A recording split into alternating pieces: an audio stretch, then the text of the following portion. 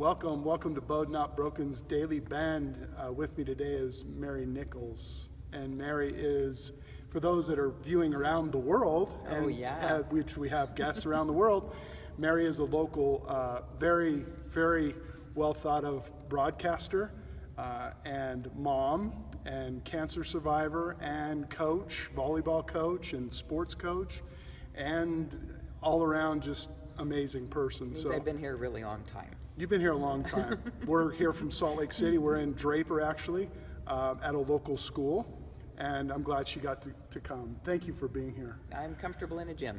You are. So. You are comfortable in a gym. I have a little story. That the first time I met Mary, and she probably doesn't remember this, was, I think it was either in '92 or '93, and I was a police officer. Yeah, I was 10 too, and I had just been put in charge of doing media relations, and we were all the officers. I was also put in charge of negotiating better salaries for the officers. So we were going to a big council meeting in South Salt Lake, and Mary walked in, and I don't know how new you were, or you've been around for a while or whatever. About a year or so.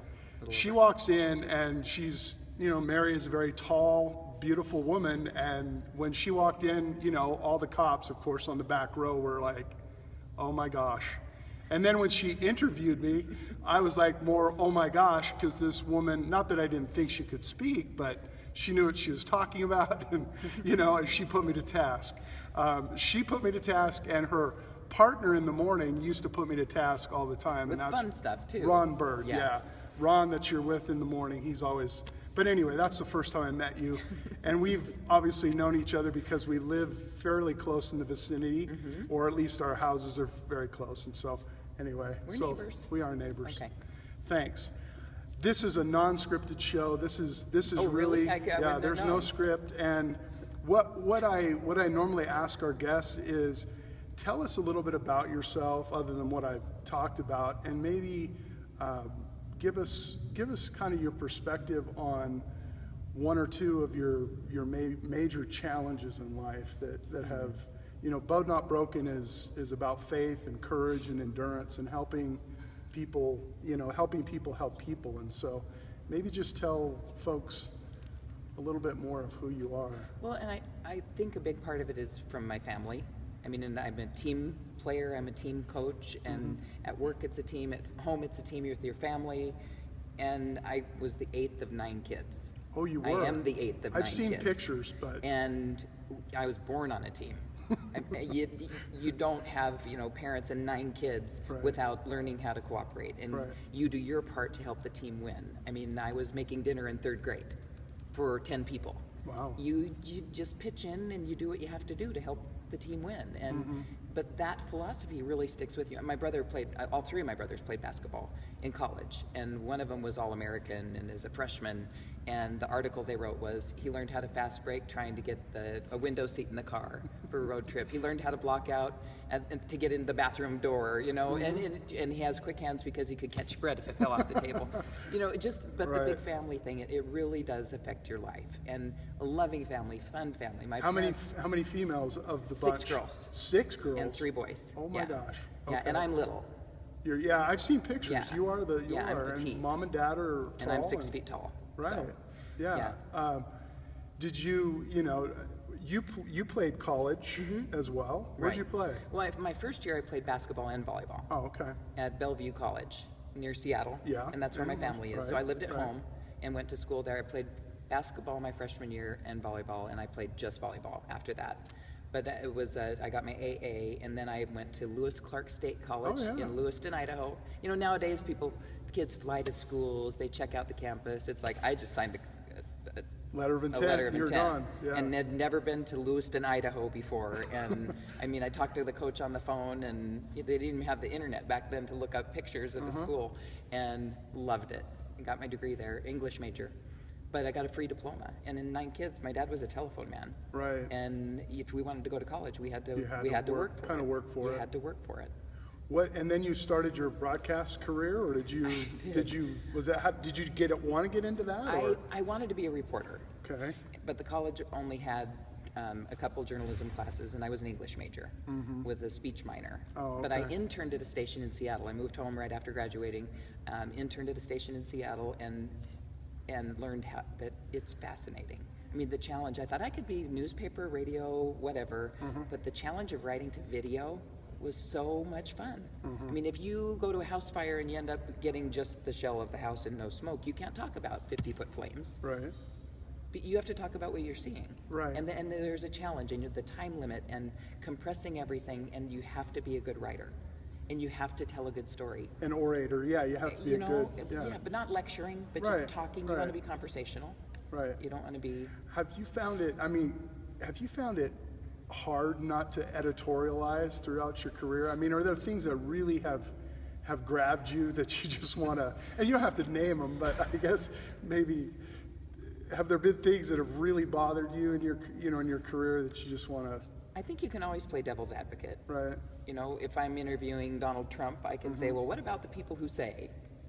Right, Whether I'm one of those people or not, I can't Right. let that show. right, So it hasn't been hard. I mean, I think to me, it was just like swearing in front of your kids. You don't do it. Right. I don't swear on TV. right, I never swore in front of my kids. right, There's a filter. There's a little switch that says, okay, you do not let your opinion show. Right. I mean, it's okay to say something about a music artist or a sports team, although that's like religion here in Utah. But you have to be careful about what you say because you don't want to offend people. But I don't think cheering for, the University of Washington is going to make people hate me. And if it no. is, they're pretty shallow. yeah, true, So I just don't want people to hate me. sure. And I don't want people to think that I'm opinionated at all. I'm lucky that I get to talk to groups sometimes and say, journalism shows both sides. If anyone ever has an agenda, they are not a journalist. Anyone has an agenda. There are a lot of shows that look like a newscast. It's not journalism. Right, right, It's entertaining, right, and it's entertainment. But once you have an agenda to get somebody elected, or for a certain party, or for a certain issue, you're not a journalist anymore. You're an Right. entertainer. right, that's and, true. And I That's think all true. of our local media does a really good job of being journalists. Oh, yeah, definitely. We cover both They never sides let of the me story. on when I ran for office 3 times. No, I'm Only just if we kidding. had the person Yeah, you were of running course. against. Yeah, You have to be fair, and it's Sure. it's a fun challenge to tell both sides. During your career, have you ever, like early on, did you ever doubt what you were getting into, or did you just have that ability to say, this is what I want to do, this is what I want to be, and I love meeting people, and I love listening to their stories. So it's weird for me to be telling my story Sure. because I like to hear and that was the challenge. Is I want to meet you, I want to find you, and figure out who you are, and I have a minute and a half.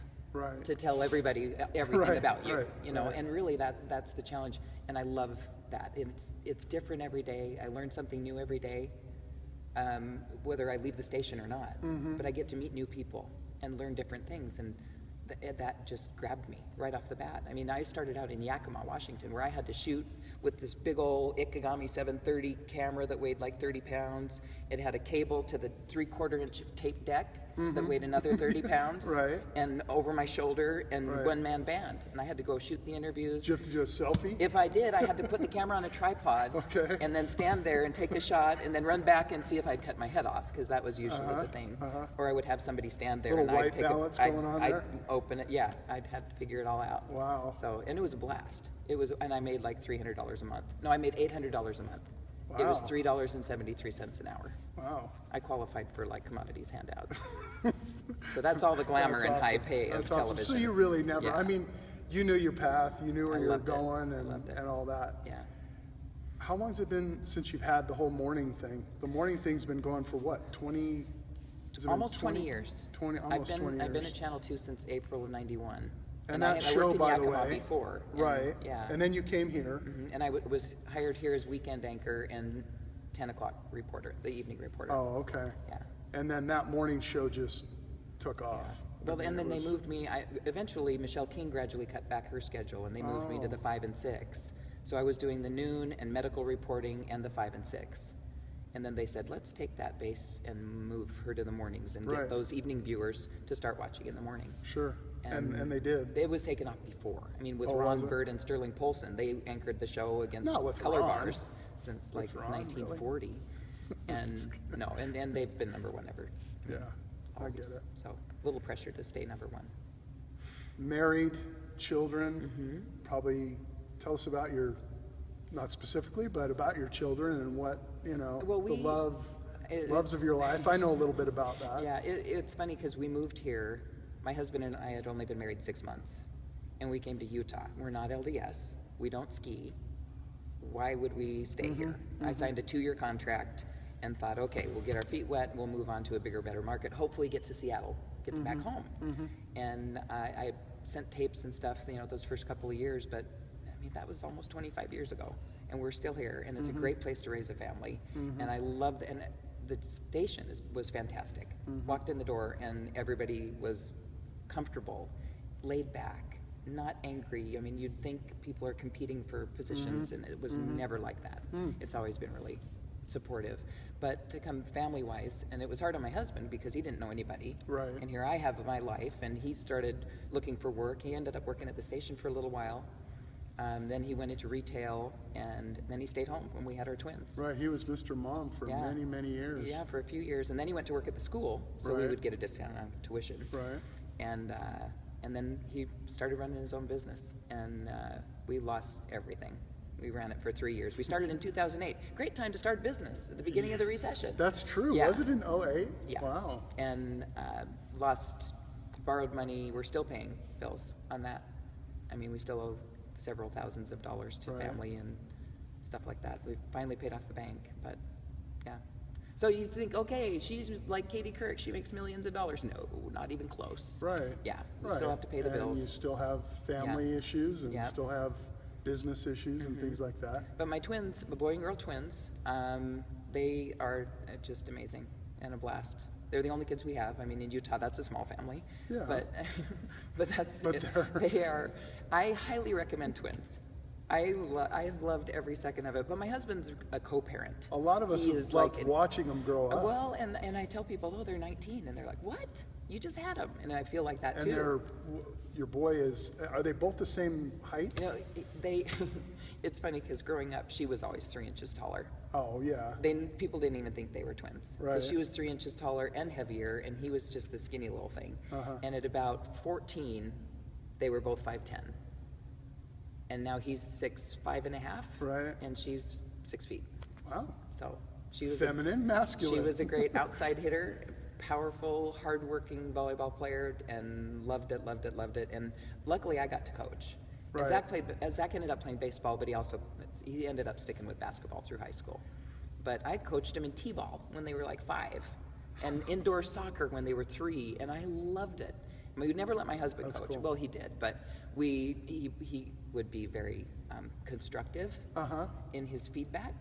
Is that a political way? Was he politically correct like way? me, very passionate about Yes, what he was passionate, teaching? that's the word. He would get in there and Yes. show them how to do it. Yes. Yes. And I would do it with a smile on my face and a little more positive. And they for took to you 5-year-olds. that fast. Yeah. Well, Yeah. but or but- deer in the headlights with no, him. but we have a blast. And I really enjoyed coaching. I mean, he was coaching the girls softball team. I learned sports that I had never Yeah. even thought of. He coached them in flag football. I mean, I got to go to everything. I was on this shift when I was pregnant with him. I'm done at 1:30 in the afternoon.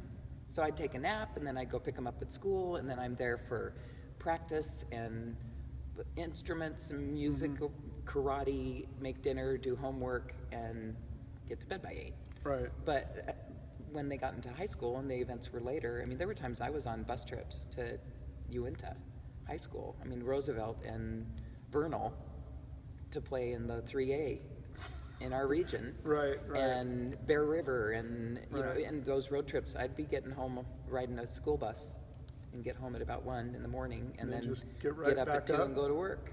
Nice. And you don't sleep very Go well like on that. school buses with a bunch of screaming The girls. parallels of athletics to life. Yeah. What's your take on that? I mean, Everything. The team. Yeah. I mean, you work hard.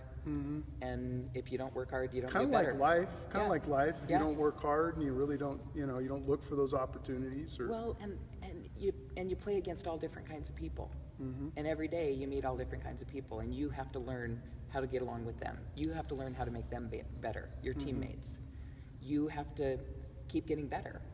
But you play against people who think they're the best in the world. And that's as good as they're going to get. And I don't want to be that person. I want to get better tomorrow. I know I can improve.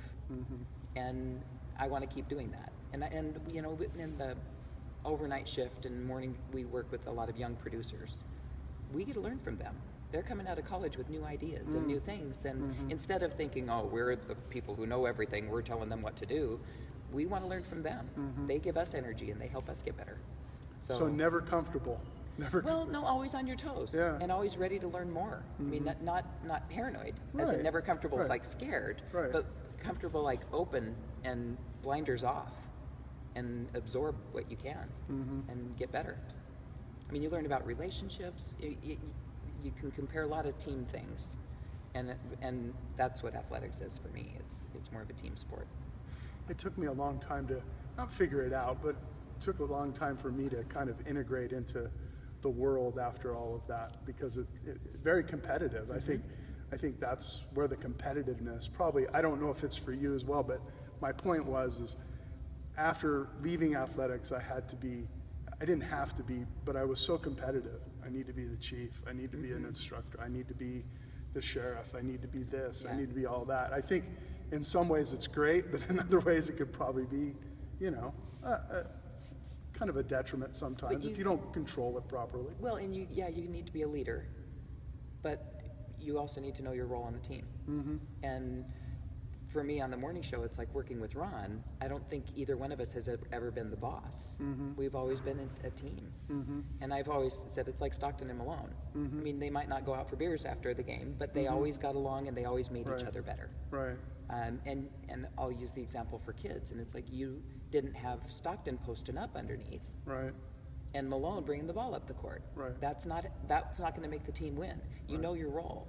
And I think a lot of in the family and in the workplace, you find the person's strength. And I think we've had so many different people come through on the morning show, and we take them in and say, okay, what's your strength?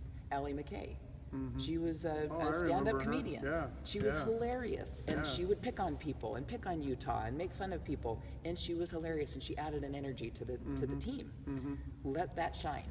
You know, make that the focus. And you look at Casey now, and it's self-deprecating and making fun of himself and goofing off, and you just try to make sure everybody's has their strength. You don't want to put somebody in a box and make them do something that they're not comfortable with, because they're not going to shine. Give them something they're good at and that they embrace, and help them be better, because the better they are, the better the whole team will be.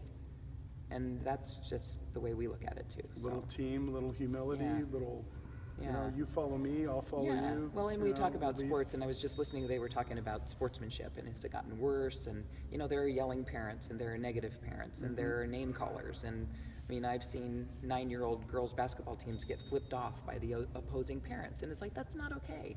And the parents are telling their kids it's okay to do something like that, and it's not.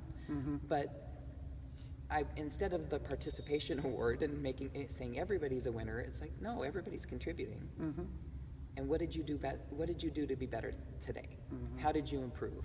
And I know I had one girl. I think I coached her in basketball for like 3 years. Total dork.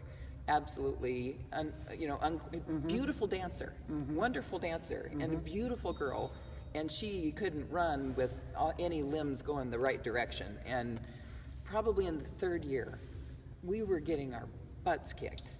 I mean, I don't think we ever won a game, but this one we were down like 20 points, and she scored a basket, and it's the first basket in 3 years. We were in tears. We were in tears. She made a basket.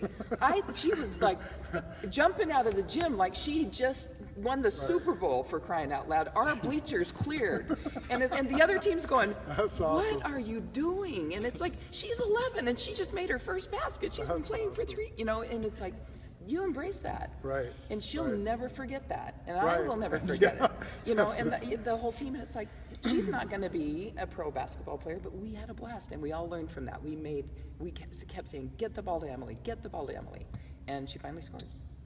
Sounds like the impact player to me. Well, yeah, and I was never the kind of coach that was yelling at the refs. I was always joking.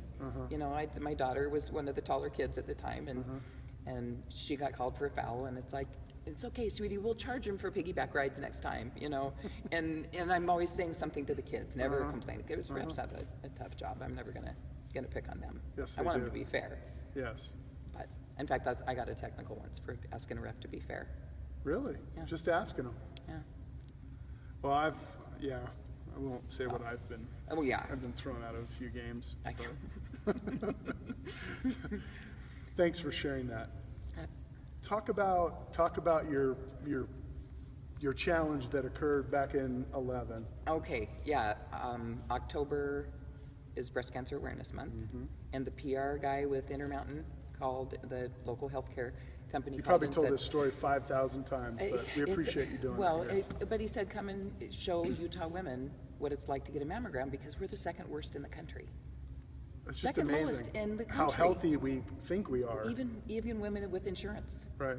They just they don't think they're a risk, they don't have the time, they're busy, and we need to get mammograms. 75% of breast cancers are not hereditary. There's no history in their family. 75%.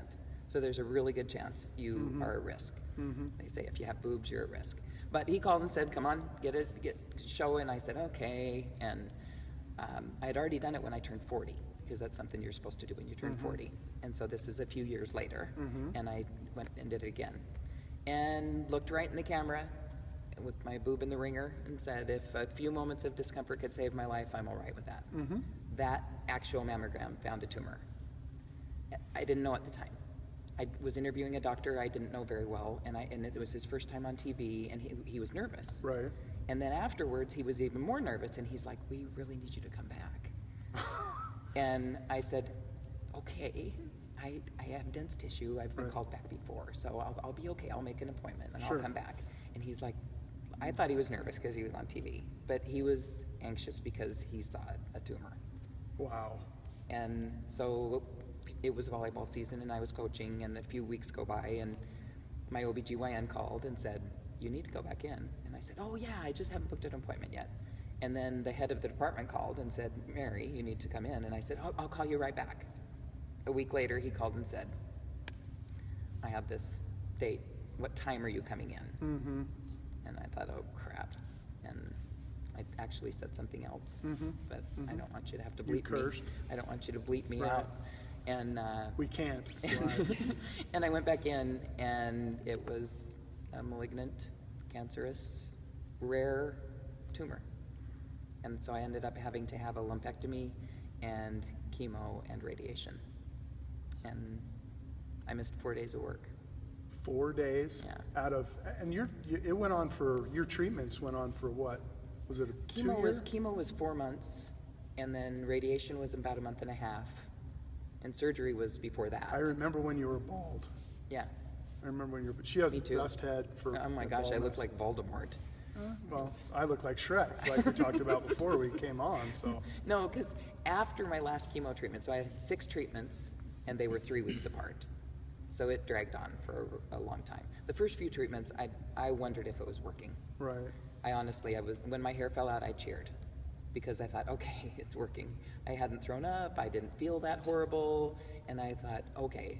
And when my hair started falling out, it's like, okay, I don't think they need to up the dose. We're doing okay. Did you, did you most of the time say, I got this? I'm gonna, Most of the time, were there times? well, I had a couple no. pity parties. Luckily, my husband was there. It was like once the kids go to bed, and then I would, like, my family doesn't even know I'm bald. They're all in Seattle. They don't know that. Yeah, no, it wasn't that.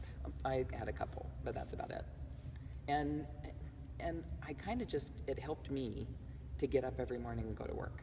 It helped me. I didn't want people worrying about me. I didn't want the pity party. I didn't want, I don't know, maybe I talked myself out of throwing up or anything. I gained weight on chemo. How fun is that? Really? Great. You're bald and fat. So, no, but I knew I had to keep going. And it's like, and I even told the kids, it's like, this is something 30 years from now, we're going to look back and say, hey, remember that little speed bump? Hopefully. And I mean, when I was first diagnosed, they said it was DCIS, which is 100% curable. I mean, he told me it was. And then we found out it was triple negative, which means it can't be treated with any hormone therapy. The tumor itself was negative to hormone therapy, so we had to treat it a little more aggressively. And that's why the chemo and everything. But I didn't tell the kids that. I told them what I had first been told. And they were freshmen in high school, their first year of high school. Mary, were you that bow you as the Yeah. bowed not broken thing? Yeah, I mean- it was scary, but I didn't know at the time. The hardest part for me was 3 years later, when I went in for my 3-year checkup, and the doctor said it worked. And I cried the whole day because I didn't realize that I had been scared every single day. And I was hiding it from myself. I was hiding it from my kids. You gotta be strong. Gotta go to work. I'm green and fat and ugly and wearing a horrible wig and uncomfortable. Gotta go to work. Gotta pretend like everything's okay. Go to practice. Did everything I needed to do. But that day I realized, holy crap, I've been scared every day and I had no idea. And it just all went the whole day. My husband's like, why are you crying? This is good. And I'm like, you know, just like, I had no idea that I was that scared. And I don't know how you hide that from yourself.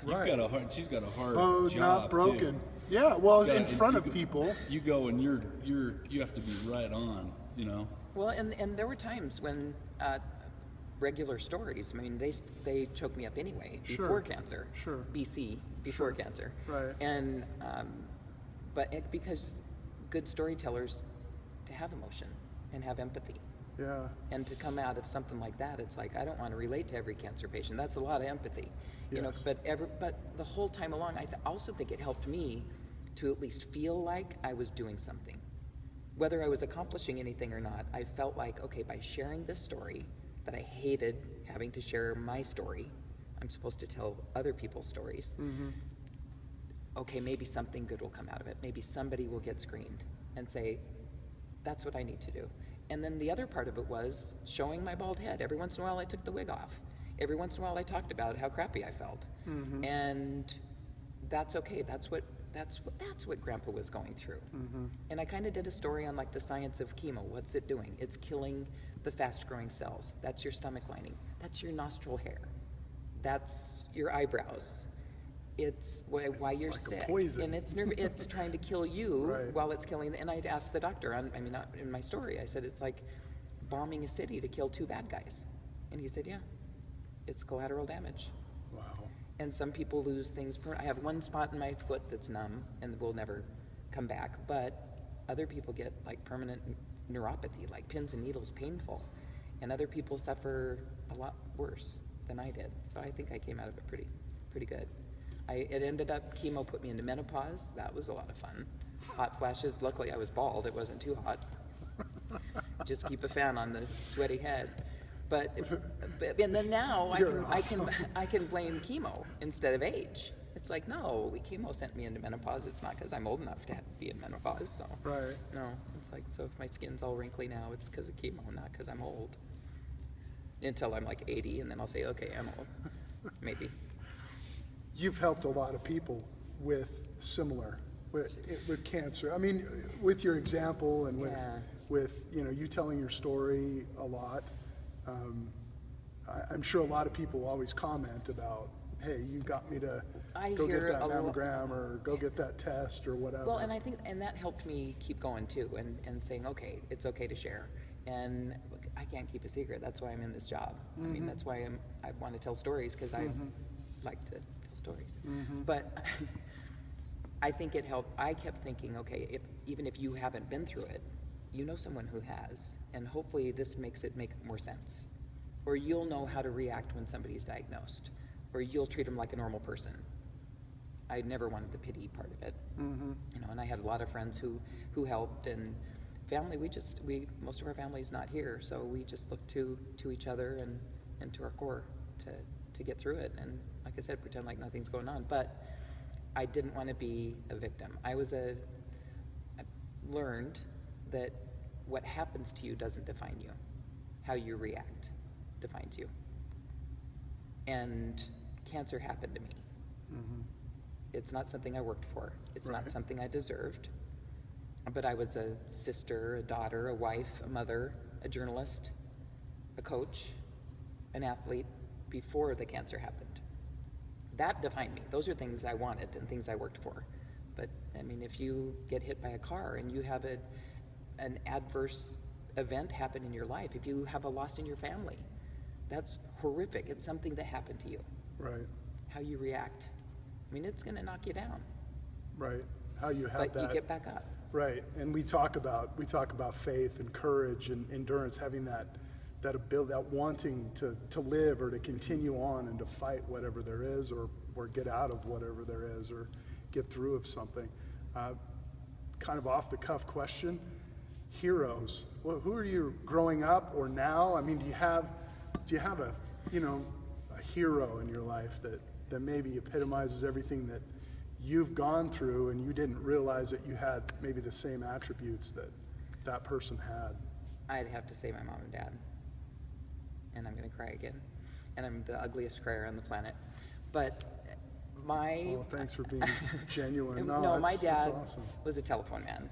Mom didn't work until the last of us. I'm the 8th of 9, and the last 2 were in like elementary school, and she worked at a bakery. And then she did PTA. And then she ran a youth service center. She was like the state president of PTA in Washington.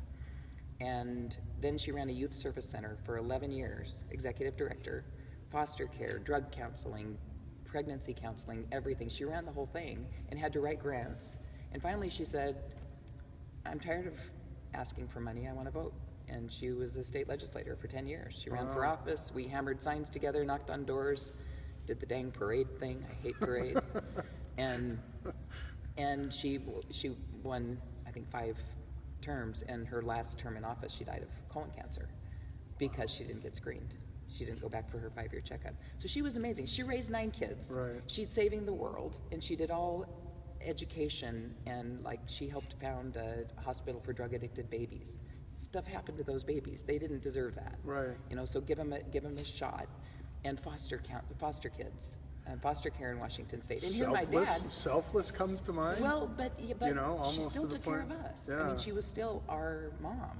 Yeah, she And just Dad served. retired at like 61 and was the Mr. He was the legislative spouse, and would go make her dinner and take care of the house and do everything we did. I mean, he was young. He liked to go to help the old people, and he'd go down and volunteer at the senior. But we didn't have any money. We learned to be resourceful. Half of our house, I think, was made with duct tape, because that was what Dad did. Duct tape and WD-40. There's that's nothing like duct tape. Bag balm. Bag balm is his miracle cure. Bag balm. Okay. It's like the There's a lot of big bag fat balm Greek- in my house. Big fat Greek wedding Windex. Yeah. My dad, it was bag Bag balm. balm. On toothaches, you name it. No, but they were amazing. They met and got married within 2 weeks. Dad was on leave in Seattle in the Navy, and Mom was born and raised in Seattle. And he was set up on a blind date with her best friend. And he looked over Margie's head and saw my 5'10" mom. Wow. And thought, Love at first sight. yeah, they got married before he shipped out. And they were married a year while he was overseas. And came back, and baby boom is our family. My oldest sister down to my little sister is the baby boom generation. And it's Wow. all 9 of us. But they always took care of each other. I mean, Dad would come home and say, Mom's had a long day at work. Let's clean up the kitchen. Let's get dinner started. And Mom would call from work and say, Dad's going to be late, so let's get this done. And they were always looking out for each other. But Dad was also a coach, and he was always the one cheering, way to go. And when I got home, especially basketball, he played semi-pro basketball in Seattle back in the 40s. He'll be 92 this summer. But he's amazing. He would, I'd get home, and it's like if any one of us came home all cocky, like, oh, I had 10 rebounds and 20 points, he'd say, you know what though, you took that one shot, you should have passed, so-and-so was open. He knew Sounds the like a game. coach to me. He knew the game, and he was a coach. He wouldn't be mean. He'd Right, say, you know right. what, you need to open your eyes and look for other people. That's a little selfish when you take that kind of a shot. Or if you had a horrible game, he'd say, you know what though, you had 2 rebounds and you fed so-and-so, and he would bring you back up. And he just always knew the right thing to say. And my mom was a thesaurus. I didn't know there was a book that had another word for what you wanted until I moved away to college. And I'm like, Mom, what's another? Wait a minute, And there's actually a book with everything Mom knows. She would do crossword puzzles in ink in like 5 minutes, the New York Times crossword puzzle. She was Wow. brilliant Wow. and compassionate and amazing. So they're my heroes. Thank you. And all 9 mostly normal, not really normal, but Yeah, kind of but kids. here, yeah. We're all married, have kids, Successful. okay. That's successful. Yeah. Married, kids, continue on. and we like each other. Wow, Yeah, all of you. and That's we crazy. get along. In fact, my sister's husband recently died, and we're all together. And my husband and kids weren't able to go up for the service, but they said, "How is it?" And I said, "Well, it's like 90% normal and 10% wreck. But once somebody starts to wreck, we have to pick on them and make them laugh, so the rest of us don't puddle, you know. But that's how we deal with it. We joke about it and tell a funny story, and even if it's about the one who died, you know, we try to make it more light and get out of it. We don't want the 10% wreck to get 20%. Last question, I promise. You know, we try, this is people helping people and sharing stories and journeys.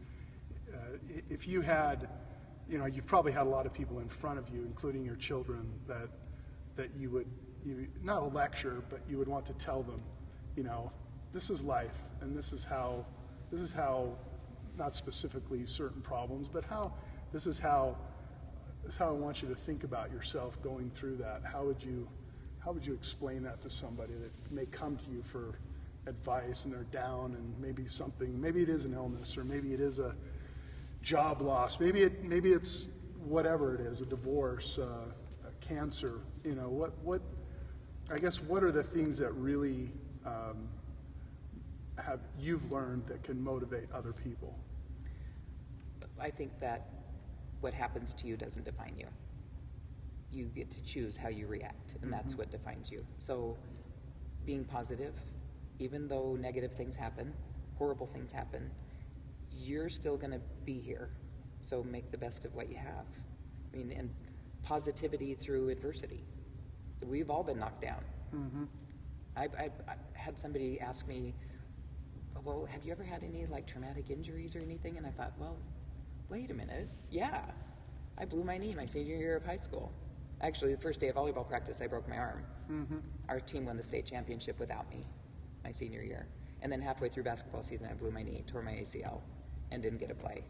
And it's like, that was probably pretty traumatic at the time, but I'm here. And at the time, I mean, we had a couple kids when I was coaching get hurt and out for the season. And you don't want to say, this is nothing. You know, you're going to get through this, don't worry about it. It's traumatic. And I was trying to think, it's like, even back then, in that, you know, 870 years ago, it was traumatic, but I knew it was okay. You know, okay, I'm not going to make the Olympic team, but I'm going to get college paid for. Okay, I'm not going to go to a University of Washington or Washington State. I'm going to go to Bellevue College, but it's paid for. And every step of the way, you can adjust your path. You can have goals and adjust them. It doesn't mean you failed. You can stay positive and keep moving forward, even though forward might be a little different than you planned. Things happen, and you just have to. I always joke with the morning show, every day I feel like a baseball catcher. You catch what's thrown at you and you throw it back. You don't know where it's coming, and you have to be ready for anything. And I'm ready for anything to catch and throw it back. And that's life. Be ready for what's thrown at you. Don't let it hit you in the head too hard, and then throw it back.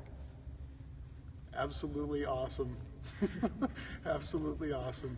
Any questions stand out while we have her here still? No, not for me. I think you're amazing. I think you represent Utah extremely well.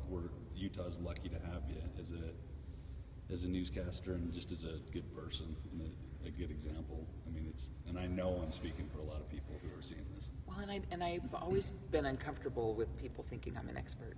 You know, come and talk to us. Talk to us about communication. Talk to us about health. And it's like, I don't want to stand on a soapbox and say, you need to do this. And because I'm not an expert, I'm sharing what I've learned because I want to learn from you. Right. I mean, that's what I get to do every day. I get to learn from you, and it's like, oh, you helped me. Whether I know it or not, maybe I'll learn it later. maybe the light bulb will go off a little bit That's later. our premise here, is Yeah. maybe someone can learn something that, perspective. It's really about perspective. It's a lot about perspective. And I do the health reports and health interviews, and probably twice a year we have a diabetes person come in and talk about diabetes and the early signs. And it's like, you know what, we just talked about this, but you might say it differently, so that one person at home is going to go, oh, that's what I have. I've got to get checked. You know, you might say it differently. And I think everybody might have the same message, but we all Right. say it differently. Right. And What from do you a think different- about this social media outlet, this new kind of easy way over a cell phone type stuff? What do you think about the transparency of it all? I love it, but I also worry that not everybody's a journalist, Right, and it's just Right. there.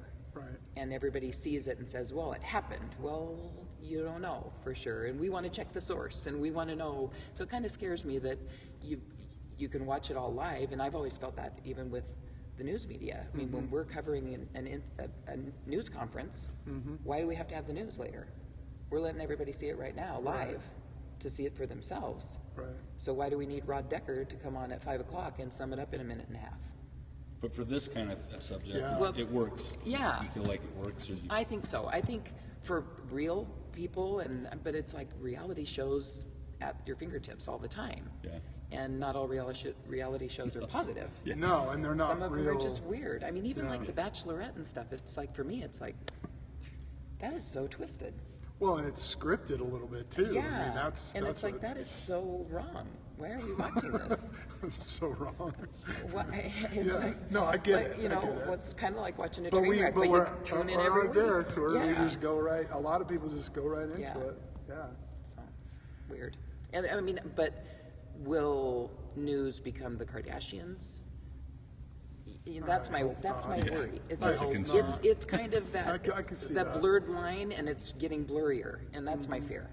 I mean, I hope that people realize local news outlets are pretty solid journalistically. they We'll are. get both sides. well, when you go on Periscope, or you go on these different places, things like Meerkat, and you got all the radio stations all over the world on now, and you've got and I've researched it and gone through it a lot lately, and 95% of it is just mindless jibber jab, going nowhere, pointless waste of energy, in my opinion. So that's why I asked the question. Well, and that's the thing too. You don't know, tuning into those, Right. who's credible and who's not.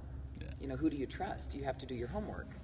And I think people trust everybody on the media instead of doubting everybody like we learned. You know, question everything. Find the source. What's going on? They just, that happened. And well, maybe it wasn't. Maybe it was on the internet. Well, that's the thing. It was on the internet. That's what Abraham Lincoln said. I hate to you go know? back to what I know pretty well, but police video. When you see citizens taking police video. Yeah, you're seeing something, but you don't know what may have happened before or prior, or actually what's going on in there, or what policies, procedures, what goes on. And so everybody has the jury's already out before anything's ever. Right. And that's why news is important, because they have to take it, sequentially and find out what happens.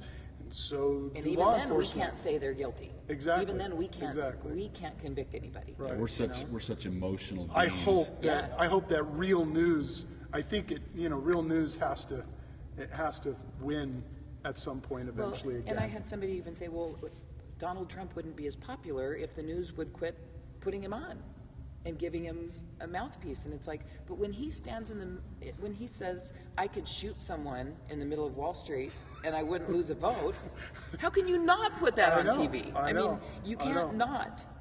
That's Build news. a wall and And Strategy. But, Yeah, but then other people. I mean, now it's the other one saying that he's got a spray tan. That's why he can't. And it's like, oh, really? We're sixth graders but now both parties. I mean, everybody's doing it, and it's like it's okay, and it makes for great TV. this but is it's like, this is a holy reality cow. We hit TV new presidential lows. election. We've hit But- new lows, right? Yeah. But I we can have. do all of that without showing my political leaning, Right. because it's all ridiculous. Right. But has this led to it? Has this blurred the line enough to get someone like Donald Trump as a legitimate candidate? I think Maybe. tonight he probably will be a very legitimate Yeah, candidate. Yeah, and maybe tweeting and all that kind of stuff has blurred that little line. And Presidential tweeting. yeah. Mary, thank you very much for coming on. I hope you'll consider coming back on. I don't know. I'll see how this goes. It went fine. I think it went great. Really, when you messaged me and said, "Hey, I'd love to," I'm honored, very honored. Oh. I appreciate you coming. Well, I hope Really. your message gets across. You're BEAU'D, not broken, and I think I know we all are, and that's why I wanted you to come on and talk about some of your journey, some of the things that you've done. Thank everybody for watching. Thank Christian and Linda, who's right next to him, the Jensens, for helping out today. They've been applauding the whole time. Hope you'll join us again tomorrow. Thanks for joining us today. Remember, we load this up onto YouTube. We also will have it on Facebook. It's on Periscope, and it'll be all over the place. The website, www.beaudnotbroken.com. You can watch it on there. And never forget, it's all about the Bend. Thanks for watching.